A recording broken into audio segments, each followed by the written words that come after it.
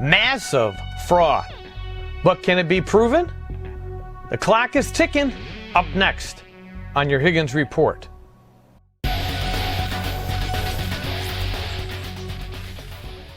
Good evening and welcome to your Higgins Report.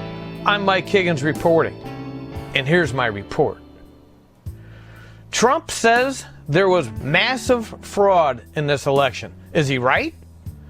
Sure seems like it. There are some pretty big red flags that the mainstream media just seems to be ignoring. The whole Dominion software angle may still play out, but that aside, let's review a couple of things regarding just the counting of the ballots. I want to first say, I don't believe in astrology. Why do I say that? In order for me to believe the numbers out of some of these swing states, I have to suspend disbelief. Kind of like how I would have to believe stars hundreds of millions of light years away could determine if someone new and interesting would be coming into my life in the near future. Anyway, back to the numbers. We hear a lot about vote spikes. These spikes occurred overnight during a 5-hour period when the majority of the country was in REM sleep. Wisconsin, Michigan, Georgia, counting stopped. Hey, it was late. It was stopped so they could get caught up with the cheating. Trump was going to pull it off, even with the Dominion crap.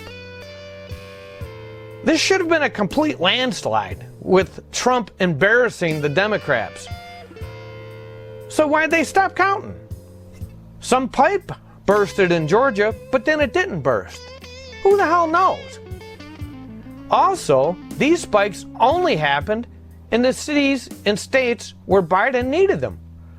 I live outside Chicago. Was there a spike here of mail-in ballots? Not that I heard of. No other cities other than where Biden had to get the state did these spikes occur. Not in states like Illinois, where he had it in the bag. They didn't require a spike. There's also a lot of talk of these vote dumps all having a similar ratio of Trump versus Biden votes. If that is in fact true, isn't that a smoking gun? This whole thing smells of rotten eggs. It's like if you lie to me. When someone lies to me, going forward, everything you say to me, I assume is a lie. It's the same with this election. My perceptions are my reality.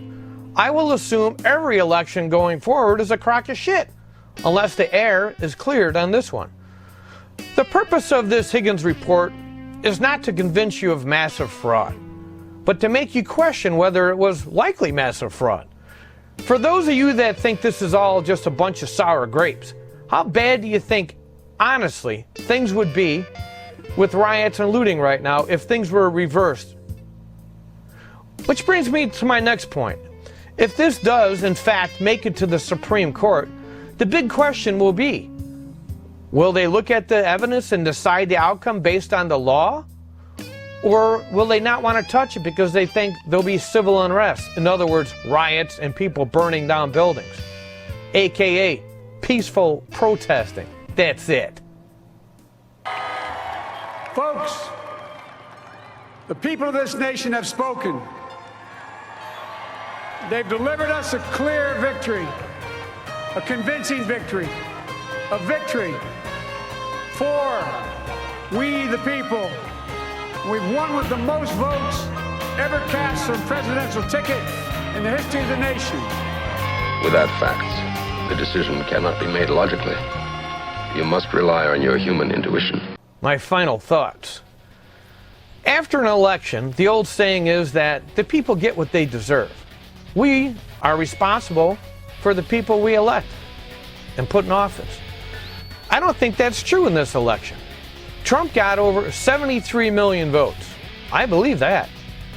Biden got 80 million votes. I don't believe that. I do believe the deep swamp, China, Iran, are on their way to a coup via a rigged election. The globalists can't tolerate nationalism in the United States. America first. We can't have that.